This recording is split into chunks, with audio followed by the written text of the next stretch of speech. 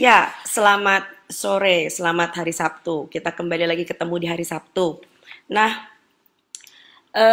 untuk kebahasan kita kali ini, kita mau bicara tentang masalah sekali lagi isolasi mandiri, lalu kemudian, tapi ngomong-ngomong sebelum isolasi mandiri, ada yang udah ganti spray belum?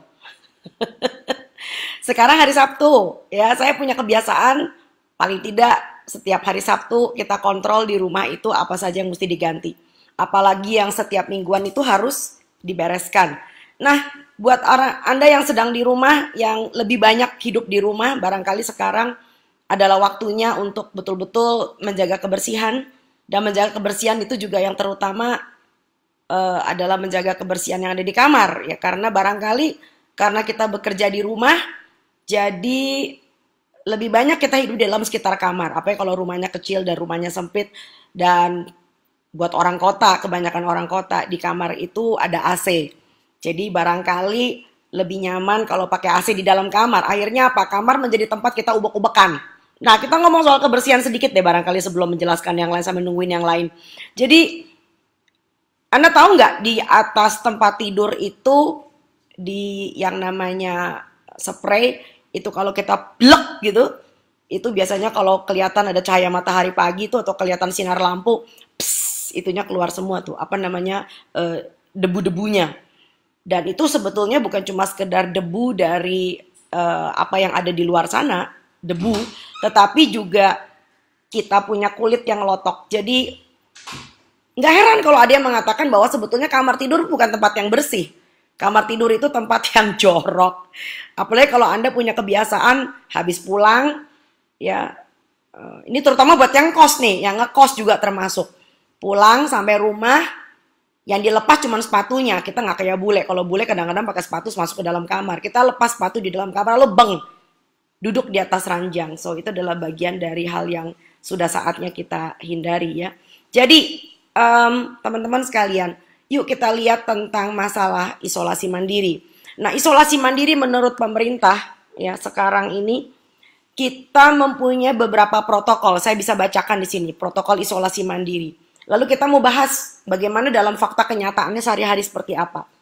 Yang pertama, kalau kita mau isolasi tentu saja walaupun di dalam rumah kita membiasakan memakai masker, bahkan kalau di barat itu masih pakai masker di dalam rumah. Karena apa?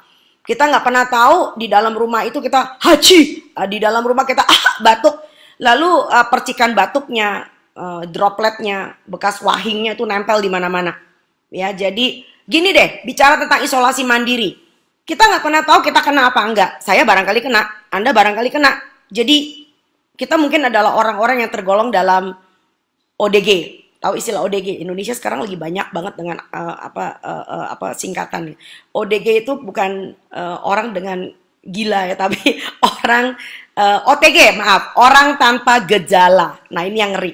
Kelihatannya kita tidak demam, tidak batuk, dan sama sekali tidak punya gejala. Nah, orang tanpa gejala ini sebetulnya bisa jadi dia menjadi biang kerok penyebaran yang paling besar. Karena apa? Karena kita merasa jago gitu, gaya gitu, nggak berasa kita tuh sakit. Jadi betul banget yang istilah dengan isolasi mandiri atau physical distancing atau self distancing itu adalah bicara tentang bagaimana saya jaga jarak secara fisik. Saya dengan orang lain, ya saya dengan siapa saja, dan mengandaikan bahwa kita tiba-tiba memang udah punya, udah ngebawa, udah ketempelan lah istilahnya kayak gitu ya. Jadi mulai memakai masker ya kalau perlu di dalam rumah. Kalau kita tahu bahwa kita sudah positif itu udah pasti pakai masker ya. Kalau belum ya kelihatan aneh memang. Lalu kemudian apabila orang ini sudah kelihatan positif dan harus dirawat di rumah. Nah, ini dia. Kalau dia memang perlu dirumahkan, tolong diingat rumah sakit kita tuh terbatas, sama sekali terbatas.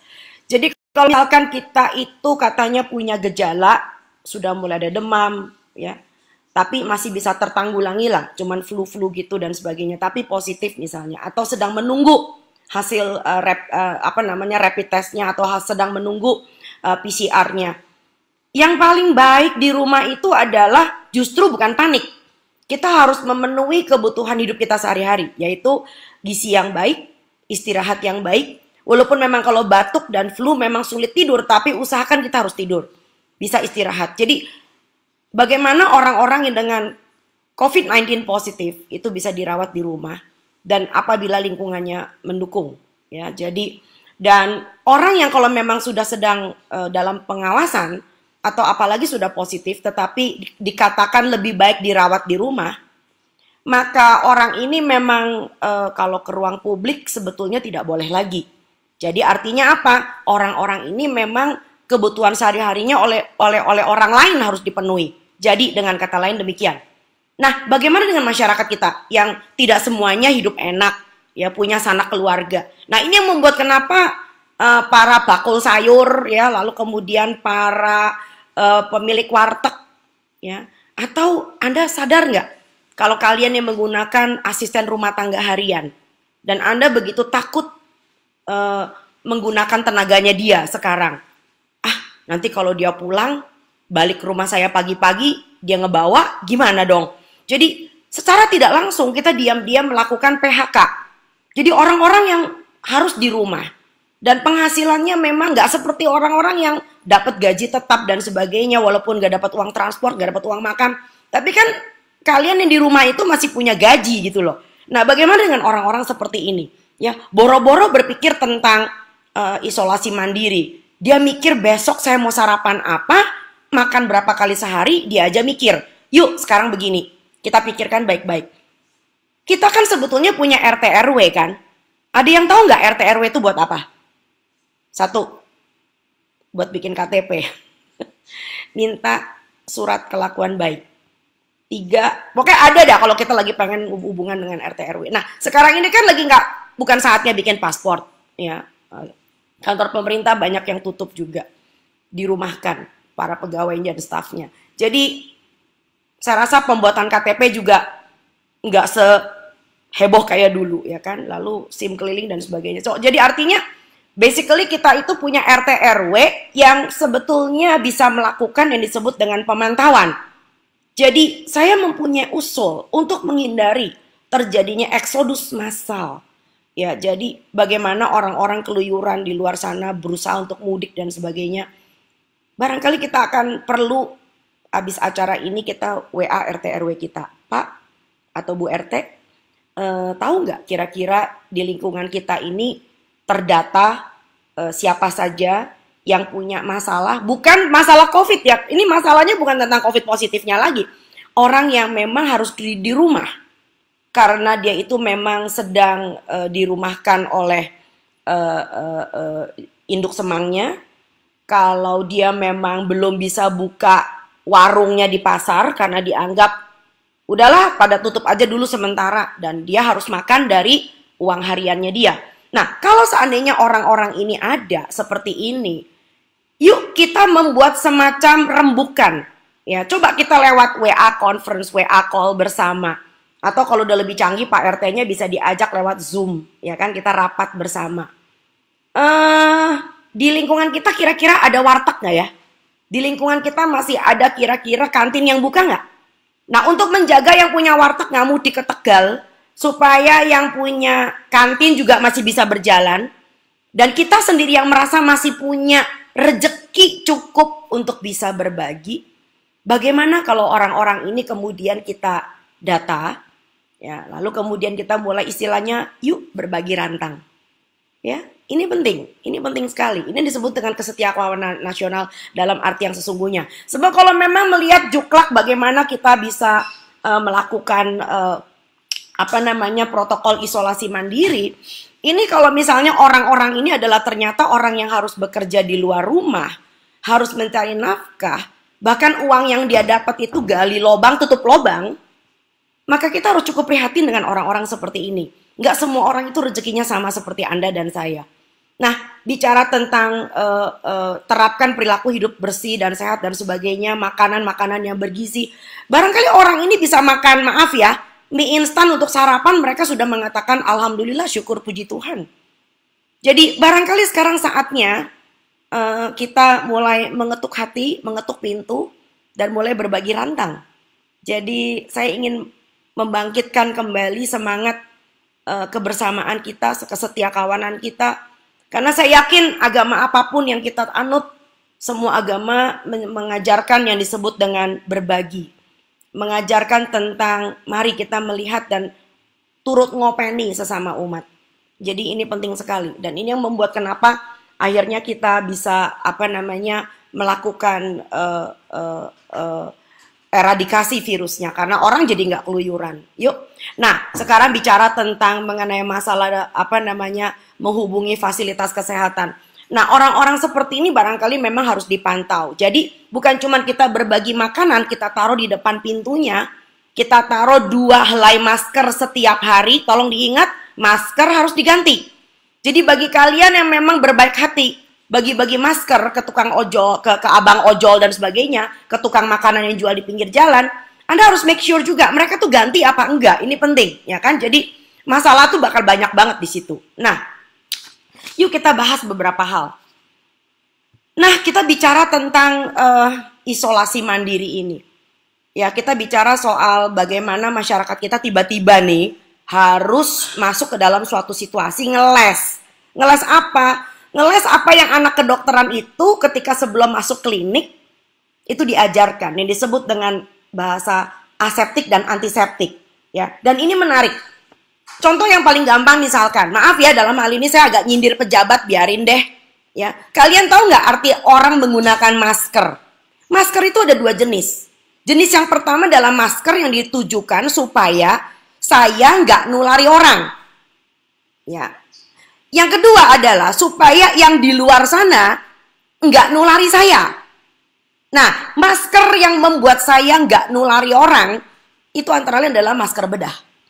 Jadi masker bedah itu fungsinya hanya sekedar ketenangan jiwa. Kalau Anda sekedar mau pakai masker bedah dan masker katun, apa segala macam kain yang bisa dicuci, itu hanya sekedar ketenangan jiwa. Ya, Anda berpikir yang di luar sana nggak nularin Anda. Wrong. Karena tujuan masker bedah adalah yang utama, supaya saya itu nggak nulari orang. Ini penting. Ya, itu sebabnya kenapa yang di depan itu berwarna. Ada yang biru, ada yang hijau. Dan itu penanda bahwa dan yang di dalam itu adalah yang putih. Karena itu sifatnya adalah absorben.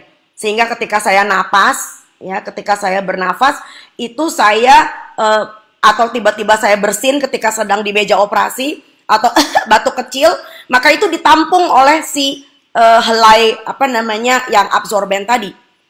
Nah, sedangkan yang hijau itu adalah atau yang biru itu adalah ketika yang di luar sana mungkin terpercik. Jadi misalnya ketika saya lagi ngebedah ada percikan darah, tapi tentu saja droplet dalam pengertian besar.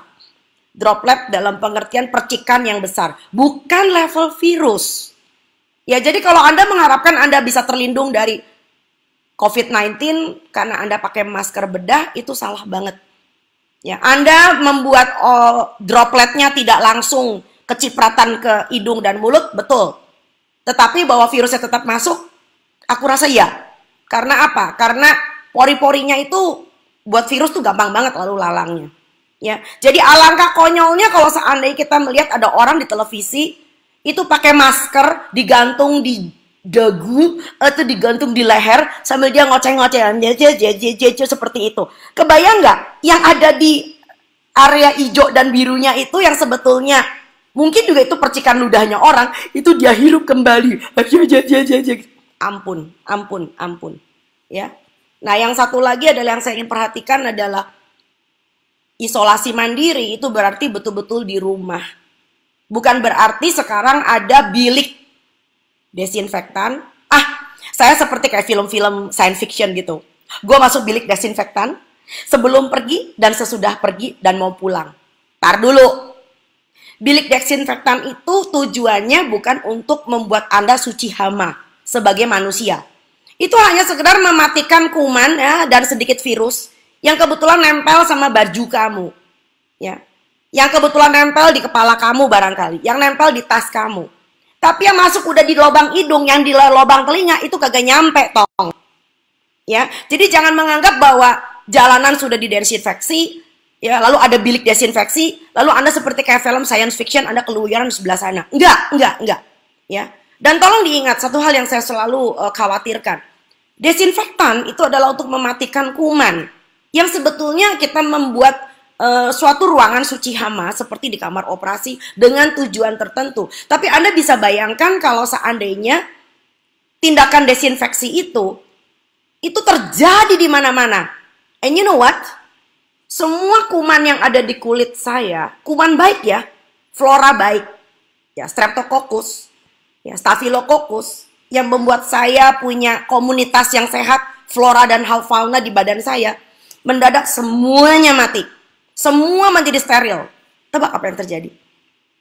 Suatu hari kuman patogen, kuman jahat, itu akan menjadi oportunis.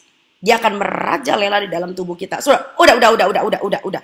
Pertama, jualan masker, bagi-bagi. Tapi nggak ngerti cara pakainya kan.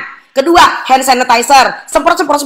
Tapi nggak ngerti kan tujuannya buat apa. Akhirnya apa? Tangannya jadi lengket. Karena lengket malah dia bisa mindahin kumannya kemana-mana. Yang ketiga, mulai sarung tangan. Anda pikir kalau Anda pakai sarung tangan, Anda itu memproteksi kumannya, virusnya nggak masuk ke dalam kulit Anda. That can be true, but you know what? Kuman yang ada di sana, virus yang ada di luar sana, nempel di sarung tangan Anda, dan sarung tangan Anda itu pegang laptop, pegang hidung juga, ya, ngoles kepala, ya, lalu pegang duit, ya seperti yang saya lihat itu mbak-mbak yang ada di boothnya terima karcis dan membayar parkir itu, mereka pakai sarung tangan, padahal dia pegang duit, dan sarung tangannya nggak diganti setelah pegang duitnya orang, dan sarung tangannya tidak dilakukan tindakan aseptik dan antiseptik. Sarung tangan yang sama itu mindahin virusnya kemana-mana, masya Allah. Ya, apalagi sekarang desinfektan, lalu kemudian udah disinfektan, kita bisa keluyuran kemana-mana, udah. Akhirnya apa? Orang-orang yang tadinya jualan, maaf ya, yang jualan makanan tiba-tiba beralih profesi, jadi tukang bikin desinfektan.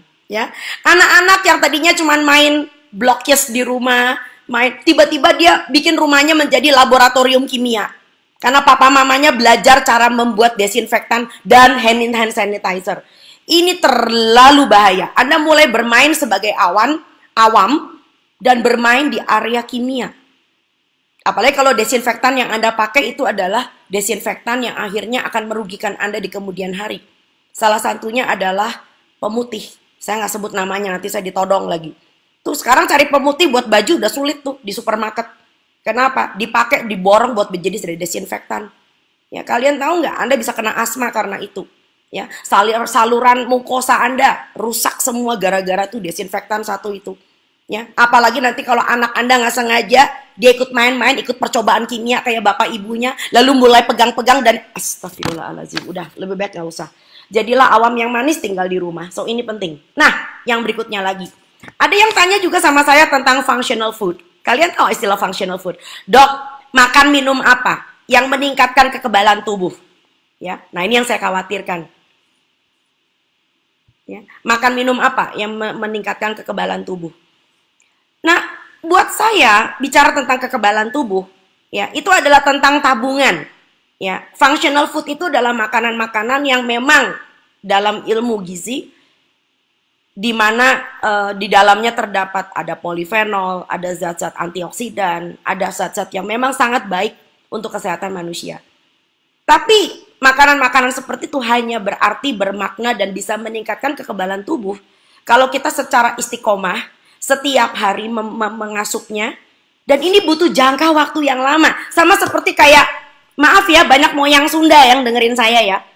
Zaman dulu dikatakan orang yang kulitnya paling cantik, paling fresh, paling kinclong itu siapa? Moyang Sunda. Nah si moyang Sunda itu biasa makan lalapan, biasa makan buah. Nggak tahu ya teteh-teteh kita sekarang.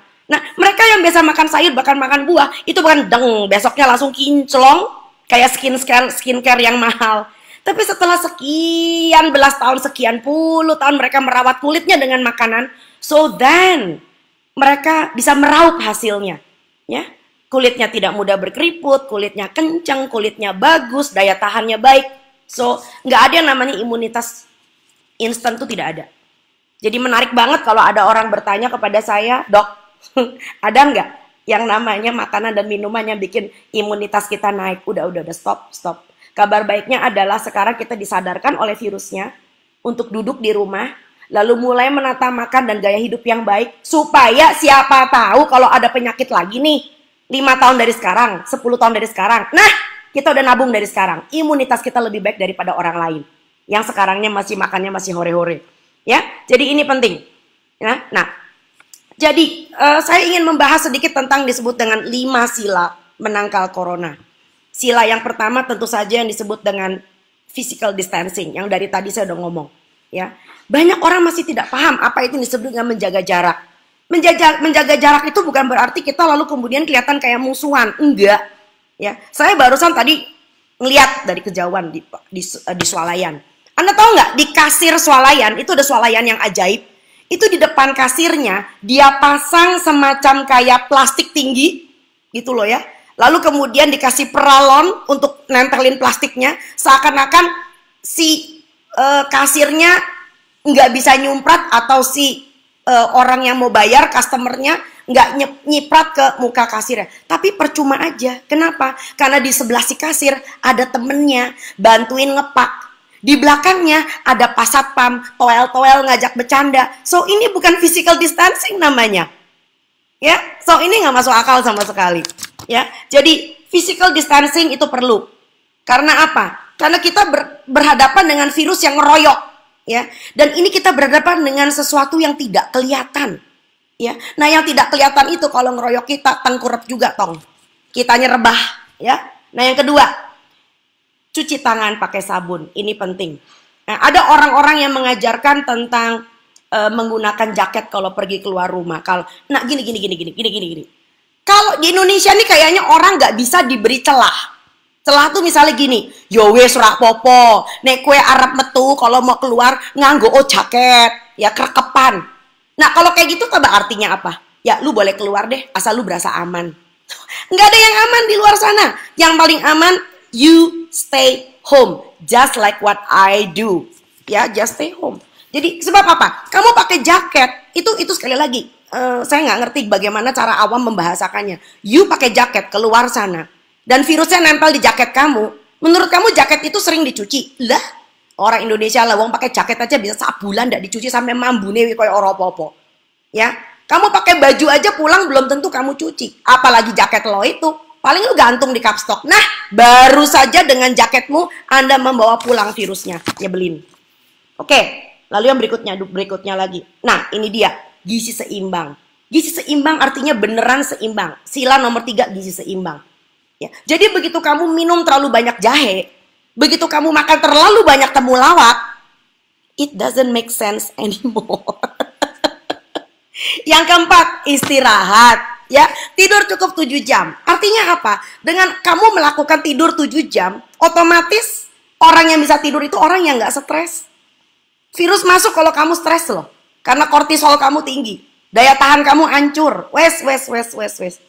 Kalau kamu bisa tidur 7 jam, so that means automatically you are not stressed out. You are okay.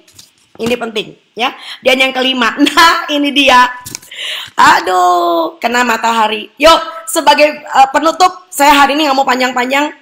Saya barusan dapat WA dari seseorang, ya. Dan di WA itu adalah ada rekaman dari seorang teman sejawat dokter yang mengatakan bahwa, oke, berjemur itu kalau pagi jam 10 itu benar. Tetapi katanya ada orang tua yang udah di atas paruh baya, itu nggak bisa lagi menyerap ultraviolet B sebanyak yang masih muda-muda. Singkat kata. Ya, lalu ya dia mulai menganjurkan cara-cara lain. Nah, ini yang saya ingin bahas. Tolong bedakan antara edukasi komunitas dengan masalah klinik. Ini penting. Jadi kalau Anda pernah mendengar dengan dokter Anda bahwa dokter Anda menganjurkan suplemen dan sebagainya, so itu yang saya mengatakan case by case. Klinik itu artinya individual. Ya, sama seperti saya bukan dokter anti susu formula loh. Tolong diingat. Ya, barangkali ada beberapa bayi, ada beberapa anak memang butuh susu formula. Tapi case by case. Mungkin 1 dibandingkan dengan 1 juta anak yang lahir. Ya. Sama seperti ada beberapa orang yang juga nggak bisa pakai pola makan sehat dan seimbang gitu loh. Mereka harus menggunakan insulin, harus menggunakan antidiabetik oral, harus menggunakan obat hipertensi. Tapi itu kasus kamar praktek. Dan kasus kamar praktek itu bicara tentang konsultasi one by one dengan klinisi. Yang di YouTube ini adalah bicara tentang edukasi komunitas. Edukasi komunitas artinya for the vast majority of our people. Untuk sebagian besar dari komunitas masyarakat kita. Ini yang berlaku dengan benar. Nah, tolong diingat, orang-orang separuh baya yang juga katanya nggak bisa menyerap ultraviolet B sebanyak yang lebih muda. Kamu tahu karena apa? Ya, karena kondisi kesehatan tubuhnya. Mungkin juga dia minum obat kolesterol begitu banyak, ditekan abis kolesterolnya.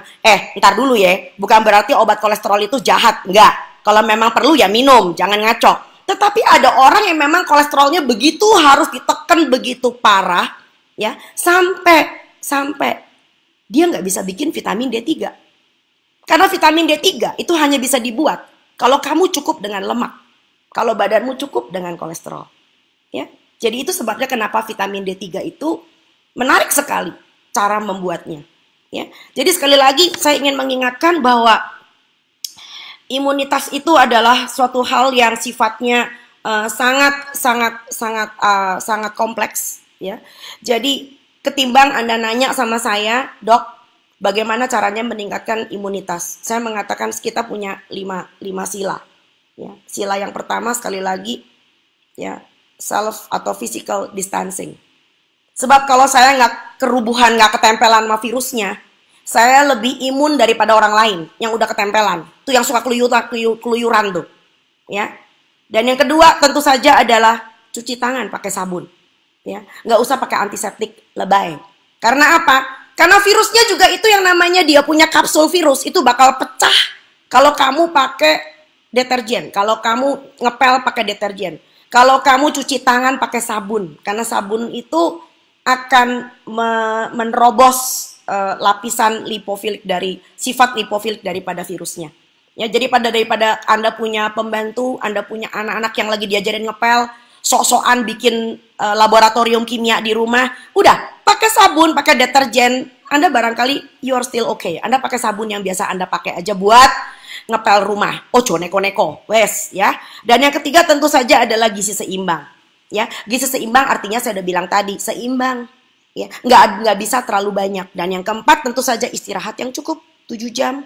Dan yang kelima adalah kena cahaya matahari jam 10 pagi sekitar 15-20 menit dan terkena cahaya langsung kulitnya. Lalu kemudian bukan pakai baju ketutupan sana, mentang-mentang skincare kulitnya mahal. Udah kenain tengkuk, kenain punggung, ya, nggak butuh skincare kan, daerah situ, ya sudah. Yuk kita mau bahas sedikit beberapa pertanyaan. Oke, Dok, saya baca obatnya corona itu hidroksikloroquine dan sebagainya, Gini, ya, ini bukan konsultasi klinik, ya. Sebetulnya jujur ngomong nih, ya, virus itu nggak ada obatnya. Virus itu nggak ada obatnya. Jadi kalau menurut kamu orang-orang yang kita ditampung itu di Wisma Atlet itu yang sekarang jadi rumah sakit dadakan, mereka dikasih kloroquine? Kagak. Ya, mereka itu diajarkan untuk tidur tenang, nggak keluyuran. Satu. Kedua, diberi makan yang teratur dan makanannya kelihatan bener. Ya, yang ketiga, mereka diajarin kebersihan. Nih orang Indonesia mesti diajarin kebersihan memang. Ya, cuci tangan pakai sabun. Keempat, ya kalau memang panas diberi obat panas. Kalau batuk diberi obat batuk. Ya, jadi Anda mau dirawat di Wisma Atlet, Anda mau dirawat di rumah, sebetulnya sama aja. Nggak usah ngantri di rumah sakit. Nah, kalau memang butuh ventilator, karena nyesek banget, memang dari Wisma Atlet itu Anda akan dirujuk ke rumah sakit rujukan. Jadi bener ya itu, pikir begitu ya. Udah, Anda nggak usah mikir jadi ikut-ikut jadi dokter. Nanyain obatnya apa. Let the doctor decide for you. Ya, ini penting. Ya, barangkali ada yang tanya lagi, Mbak Diah malah peluk kenceng.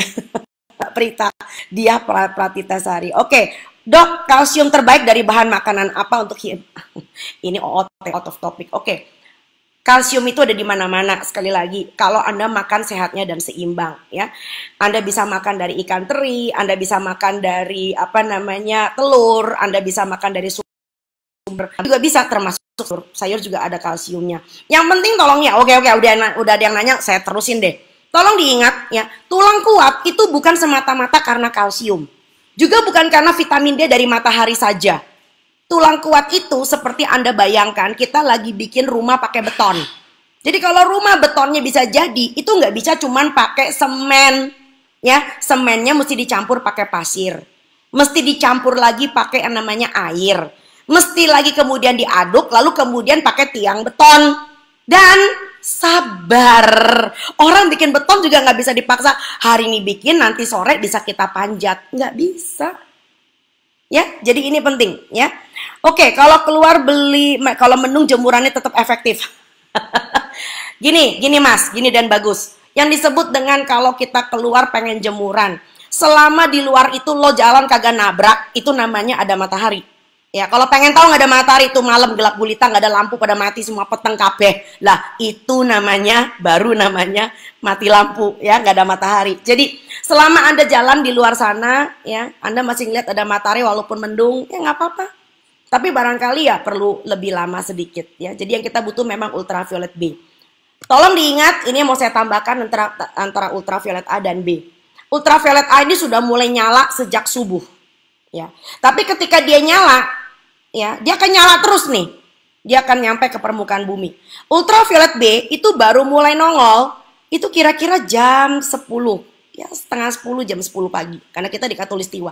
Nah, tolong diingat, ketika ultraviolet B itu udah nongol, si A bukannya minggir, si A juga ikut kenceng. Jadi, saya tidak pernah menganjurkan jemur terlalu siang atau terlalu lama. Karena apa? Ketika si B ada, A juga lagi kencang-kencangnya.